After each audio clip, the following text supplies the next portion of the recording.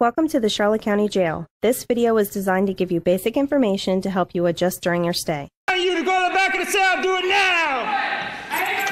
Get to the back of the cell! That we've investigated here in the Sheriff's Office.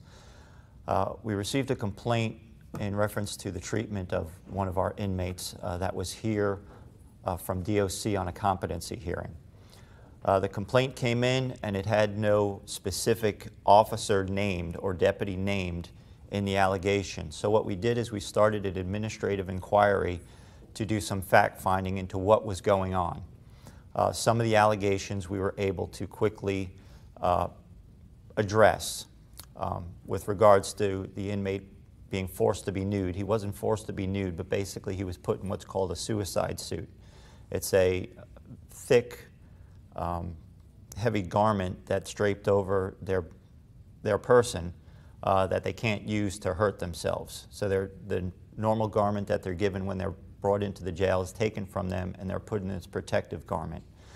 As for the light fixtures that they talked about, well, at night when the lights are dimmed down in the other housing pods like they were in the, we couldn't do that in the infirmary because then we could not see with the cameras, and those on direct opt, we have to be able to view what they're doing. We have to be able to watch them because they're on direct opt for a reason.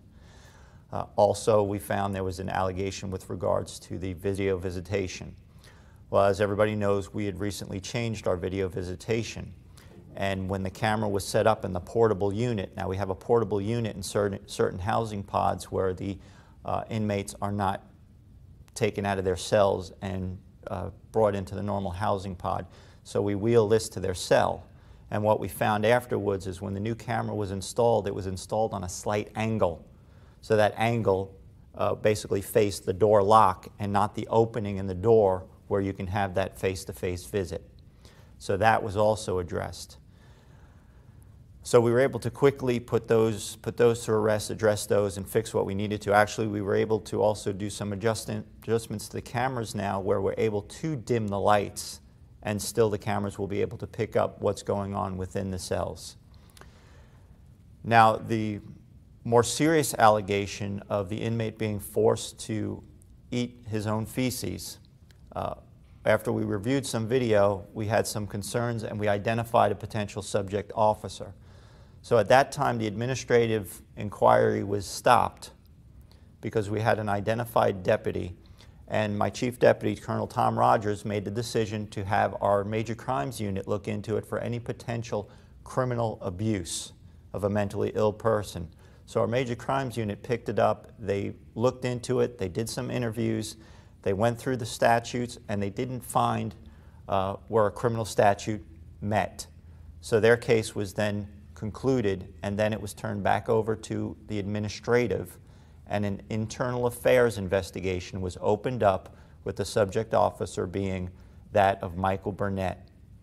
And what we saw through video is that the inmate was brought into the housing pod, he was brought to his cell, he was standing there talking to deputies, receiving instructions of the pod.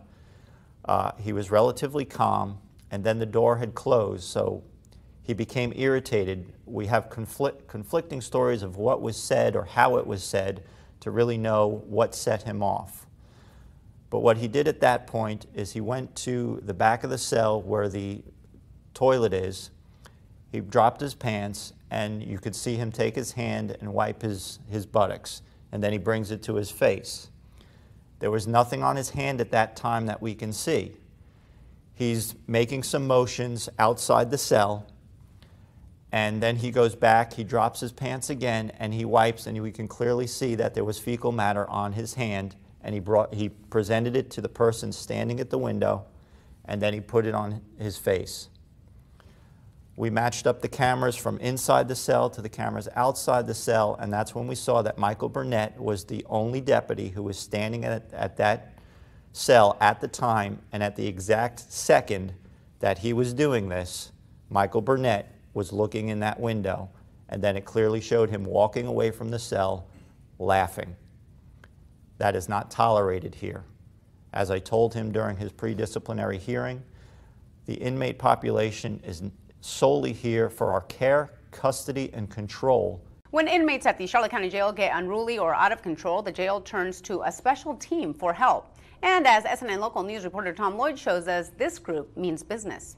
Lena, the Corrections Emergency Response Team, or CERT, trained twice a month to handle any possibility of inmates getting out of control. It is a show of force. Charlotte County Sheriff Corrections turned to their CERT team when an inmate gets out of hand. CERT is the same thing as SWAT, but we work inside the corrections facility instead of out on the streets. We do utilize SWAT and ERT teams as assistants in our facility for riot situations and other large focus missions. Captain Norman Wilson is the CERT team commander. Wilson says the team goes through rigorous training twice a month. The team hones their skills by practicing extraction techniques multiple times. You either love it or you don't. I mean, it's something that you're either meant to do or you just fizzle out, you can't take it. The team practices several types of scenarios, from a cell extraction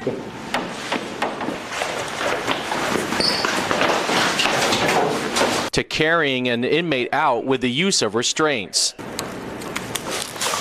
What's scared? Too scared. Are you scared or scared? Supposed to be a weekend in jail, but it ended with a funeral. Greg Ireland was in the medical wing of the Charlotte County Jail to detox from alcohol. He ended up being tased 9 times by deputies. All new tonight at 11, investigative reporter Lauren Sweeney explores potential mistakes by the jail's medical staff leading up to his death. There was a lot of blood and all over the place. It wasn't natural causes. A scene inside Charlotte County Jail's medical wing in August 2015 isn't one Robert Trigo is likely to forget. It was a pretty messed up scene. Trigo was an inmate at the time. He says he was called in to clean up after the incident that led up to the death of Greg Ireland, a 47-year-old arrested for DUI. He's more of crying out in pain and flailing, trying to stop it, I imagine. Hospital records show Ireland had a blood alcohol content nearly 4 times the legal limit and a disorder called hypokalemia, a potassium deficiency common in alcoholics. He was sent to the jail medical facility for monitoring with a prescription to treat it. Did he get medications? Not that I recall. Records show a doctor knew about a potassium supplement he was supposed to take, but he never got it. And medical staff never attempted to put him on drugs to help with alcohol withdrawal until after deputies restrained and tased him. There is nothing that is ran in that part of the jail like it's supposed to run. Corizon is the medical contractor for the jail. In their guidelines, it says Valium is supposed to be given to inmates like Ireland if they start to show signs of withdrawal, like tremors. A deputy describes Ireland's demeanor moments before he claims Ireland became aggressive. His movements seemed a little jittery. When he looked at me, he appeared to be very wide-eyed, and he was sweating quite a bit. The anxious movement, the sweating, things like that are you often see with detoxing.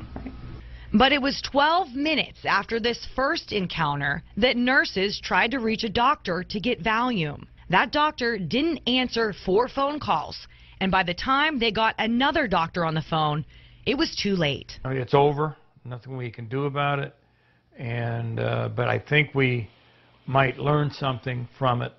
Now, Greg Ireland's father is suing the doctor, nurses, and Corizon, along with the sheriff and deputies involved. You know, I don't think there's any one person to blame. The system is somehow broken because it didn't take care of, all right, the person who was intoxicated needs some help. No one named in the suit has responded to it yet, and there were no criminal charges or policy violations to come out of this incident. But after a 2013 inmate death, the sheriff's office did change how it checks on inmates in restraints. I reached out to everyone, but no one would comment except Corizon. They gave us a statement explaining that their staff follows standards that are recognized by the medical profession and the courts as the benchmark for care at prisons and jails. Lauren Sweeney, Wink News, now. And not for our entertainment. So he was dealt with. He's been fired. Now I know there's some confusion with regards to investigations. When you're dealing with an administrative investigation and a criminal investigation, they're 2 different things. And what we try and do is a criminal investigation will take precedence over the administrative. We try and run the criminal investigation first because an administrative investigation, there are laws that are outlined in statute that must be followed. And if they're not followed, the agency or the investigator who is running that administrative investigation, if they don't follow those rules to the T, they can be held liable, and they can also have charges brought up against them and their ticket potentially taken from them. So we have to follow that administrative investigation to the T. And the unions have pushed where it's very different from a criminal investigation. It basically outlines how we have to do an administrative investigation. And then the difference between an administrative and a criminal investigation, when you're dealing with the subject officer, you can bring them in under a criminal investigation, you read them their Miranda rights, and they have the opportunity to talk to you or exercise their right and not talk to you. In an administrative investigation, they're required to talk to the investigating officer, but under administrative, and that interview cannot be used in the criminal. Today's date is Monday, August 24th, 2015. The time is now 1:28 p.m. I'm Detective Coleman with the Charlotte County Sheriff's Office. Also present is Detective Girl, also with the Charlotte County Sheriff's Office. This interview will be in reference to an incident that occurred at the Charlotte County Jail. The interview will be taking place at the Charlotte County Jail. Information that I just read correct? Yes. Okay. For the purpose of the tape statement, can you please state your full name and your date of birth? Is there anything that would impair you from giving this statement? No. Okay. All right, as a law enforcer, actually, you know what the meaning of perjury is? That means you're lying. Perjury can be committed in two ways. One, by telling an outright lie, or two, by telling something that's not true or misleading my investigation. Okay. Do you understand what I'm telling you about perjury? Perjury is a crime in the state of Florida. Any person found to commit perjury can be charged under Florida state statute. Okay, I understand. You understand that? Okay. With that being said, as a law enforcement officer in the state of Florida, I'm empowered to swear you in for the purpose of giving this statement. Will you allow me to do so? Yes, sir. Go ahead and raise your right hand. You swear and affirm the statement you're about to give will be the truth, the whole truth, and nothing but the truth? Yes, sir. Okay, you can go ahead and put your hand down. Earlier today, there was an incident. It was around 4. Was it 4 this morning? Yeah. Okay. I remember getting up and looking at the clock and it said like 4:20. Earlier you had advised me that you were woken up by the incident. Yes. Do you know who was involved in the incident? Do you know the name of the cellmate next door here? No, sir. Okay. Had you ever seen the person before? No, sir. Did you see him this No, morning? sir. You never saw anything? Never saw him at all. Okay. All right. Well, tell me what you heard this morning. And on the window, you're gonna wake everybody up. Okay. Do you know which cell this occurred at? The one to the left of me. Okay. 20. Right. So right next door? Right next door. Okay. All right. Go ahead. I'm sorry. And then I heard, like I said, a whipping noise. I don't know what it was. And then I heard one of the correction officers say, you need to get on your back. So you're gonna handcuff you. You need to get on your back. You need to handcuff you. And he said, I can't get on my back for some reason. I don't know why. And then I heard the tasers go off. I heard the tasers go off. And then I heard him say, turn over on your back. And the correction officer said, turn over on your back. And he says, I can't. I just got tased. I can't. I just got tased. Turn over on your back. And then I heard a big banging sound, like maybe up against, this wall here. Okay, so you heard a thud against the wall? A thud against the wall. And then or on the floor. It could have been the floor also. I heard Heard a thud. Yeah, a couple of them, 3 or 4 bangs against the wall, against the floor. I mean, it was constant banging on next door.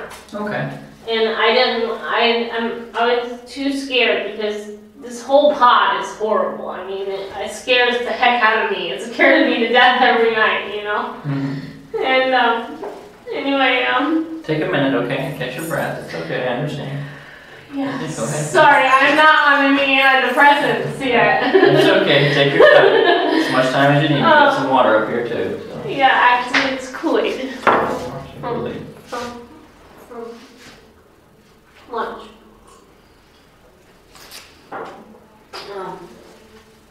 And I heard a lot of banging next door, and I don't want to see bad things, you know, so I didn't get up until after I heard the night nurse, Miss Betty, or Miss Patty, I think her name is. She was really nice. I like Miss Patty. She does her job really good.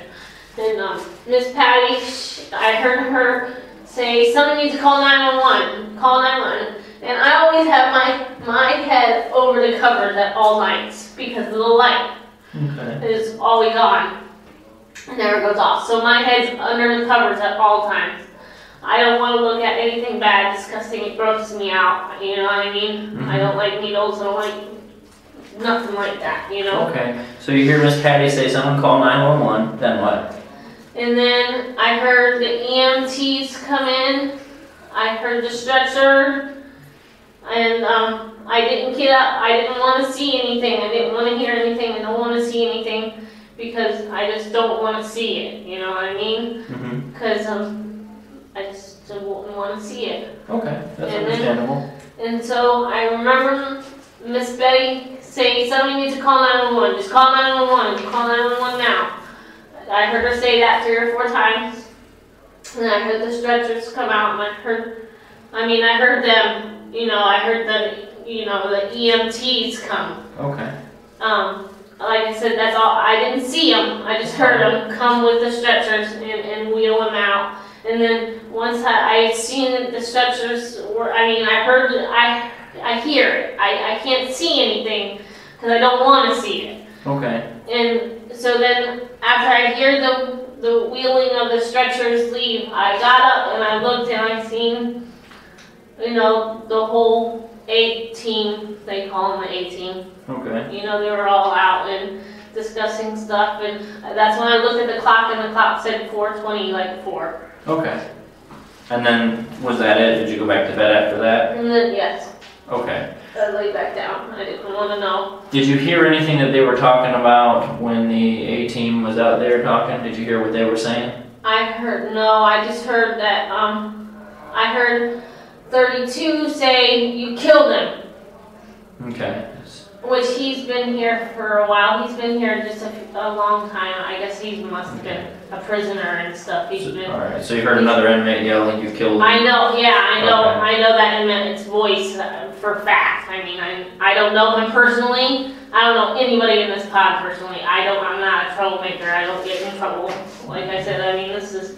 Alright, I just want to clarify, the subject that the EMS took out of here, you'd never seen him before? You couldn't describe him to me in any way, shape, or form? You didn't see him leaving on the stretcher? No. Okay, so there's no way you can give me a physical description of him? No, I cannot. Okay, no problem.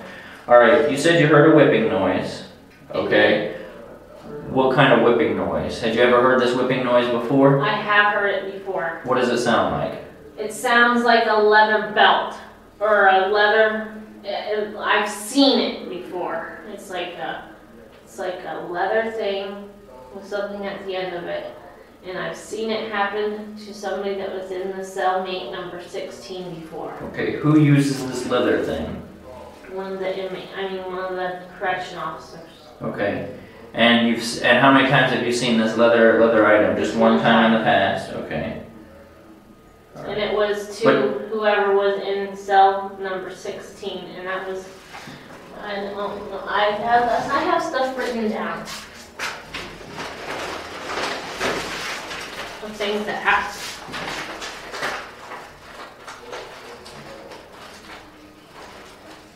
It's okay, I can do the research and I'll find out who was in 16 before. I don't want you to have to go through a bunch of paperwork, okay? No, it's not a bunch of paperwork. It's on one piece of paper. Was it just one guard that has it, or did you see all the guards? I mean, or just one of them, or what? Just only the night crew does stuff like this. So they bring, okay, what we're asking is this a tool that if you looked out your window right now, you would see it out there laying out or on one of the guards? Like they carry it around on them? Maybe, I don't know. You've never seen them carrying it around, it's just come out?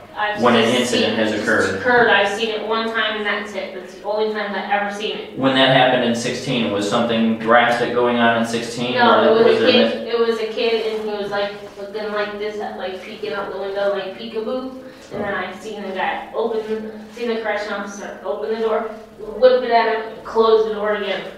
Okay. Do you remember which officer that was? I don't. Remember what he looked like?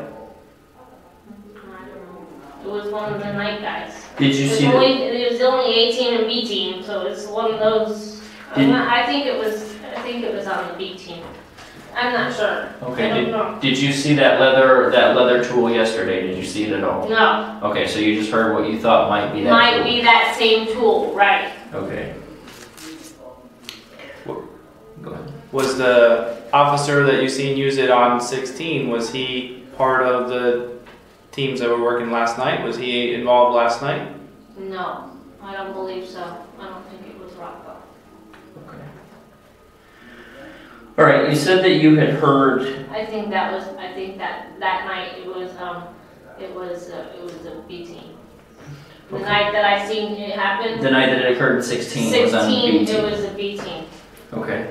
I'm moving on to the next thing now. When you heard them yell, "Get on your back." Yeah, he said. Was he saying anything before that?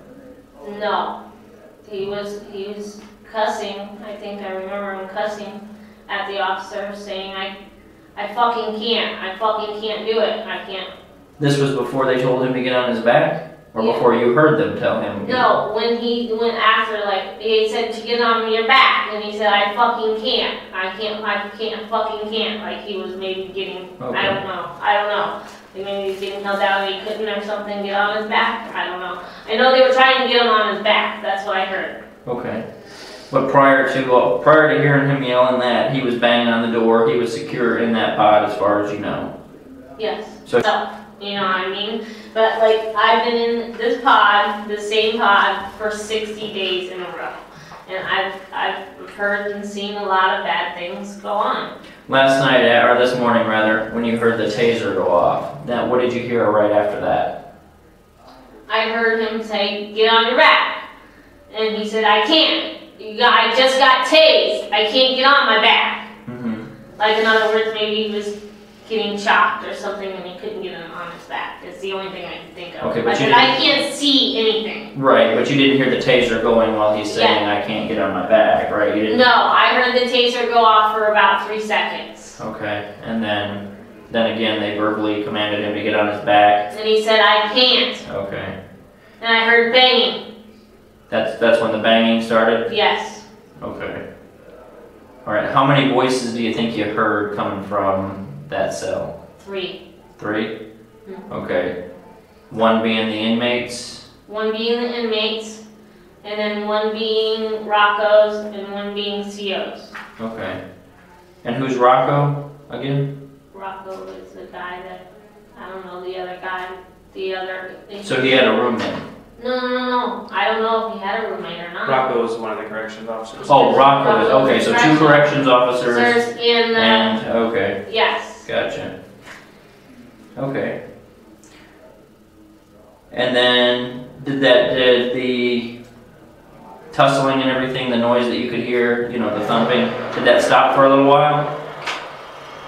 Or did that continue until Miss Patty got here? That continued until Miss Patty got here. And then Miss Patty says, I remember Miss Patty saying, call 911 now. Somebody needs to call 911 now. Where were they when she said that?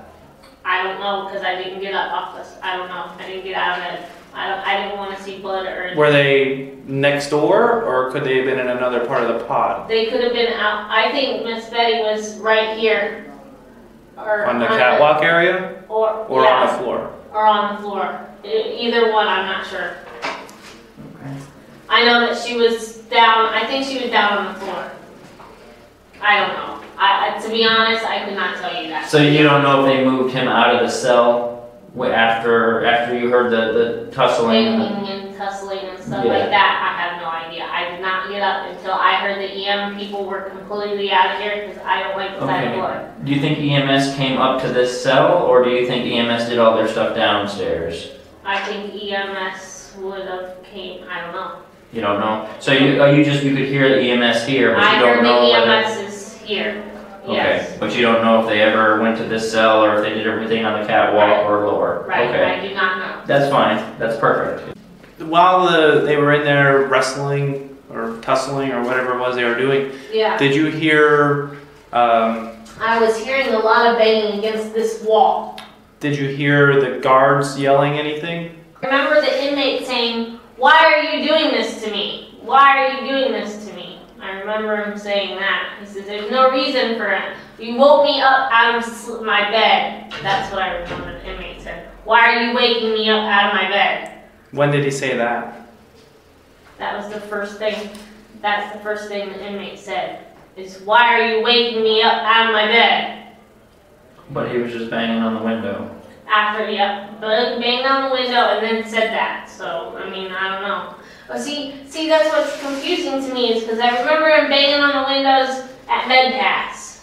So I'm figuring that he was banging on the windows and that's why they went into his cell, to be honest. Well, you said what woke you up was him banging on the windows, correct? Banging is what woke me up. Banging somewhere is what woke me up. And the whipping. I heard the whipping and I'm sorry, I'm just... Well, here, let me ask you this then, because you know what the doors sound like when they open and close, right? Yes, I do. After you woke up, did you hear the door open or close? I heard the door open.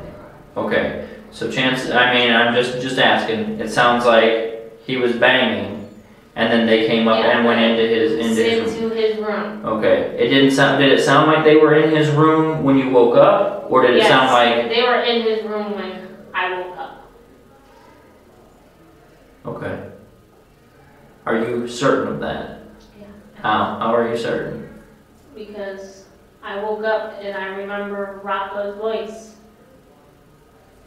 I woke up and I remember banging, whipping, and Rocco's voice, and I never heard CO's voice until I didn't hear CO's voice at all.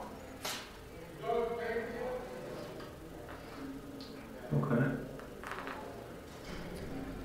Did you hear him complain about anything after or during? Did he complain about being hurt or having trouble breathing or anything like that? I remember he was saying his head was hurting. Anything else? No.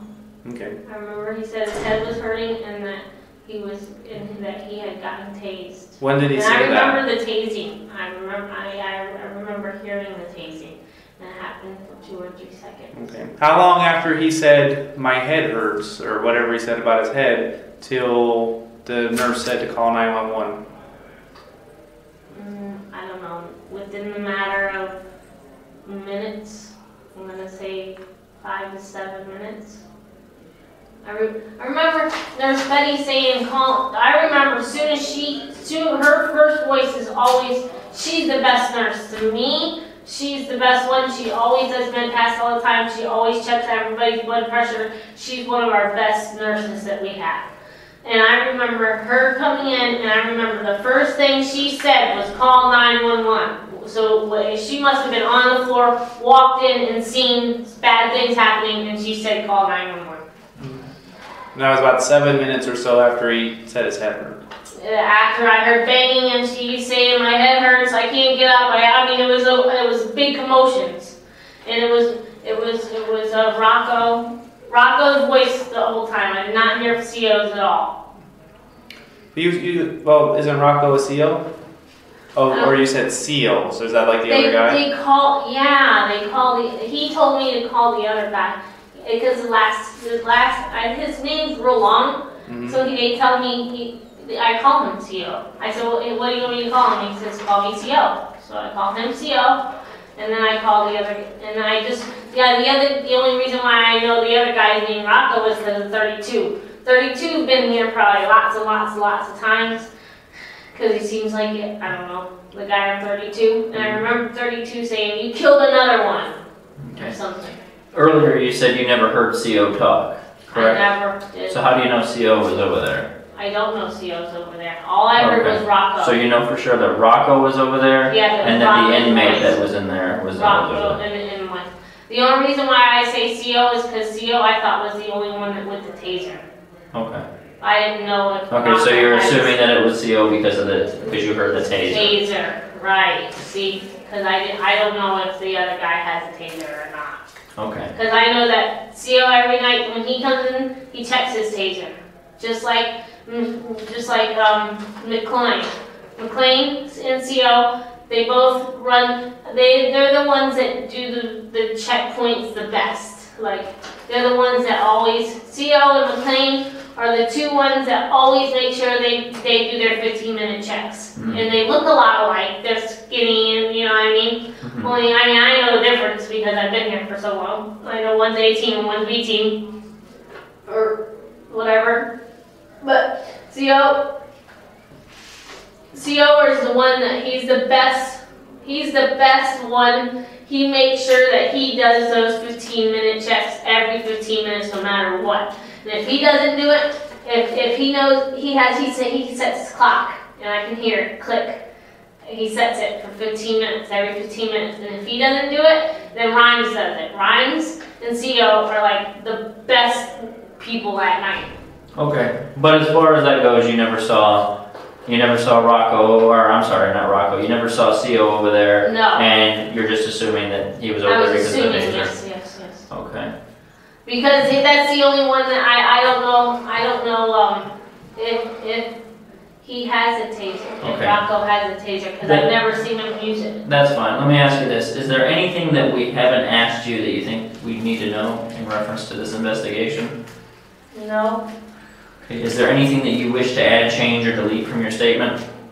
I don't know. Not that I know of. Okay. And have we treated you fairly? Yeah. Okay. All right. I'm gonna go ahead. I'm confused. I don't want to be. No, you're fine. Producing because I remember getting woke up. That's fine. I mean, that's all I wanted out of you is what you heard and what you know. Okay. Yeah, You're and that's not, all. No, Okay. I did not hear CO's voice at all. Okay. I'm gonna go ahead and conclude this statement.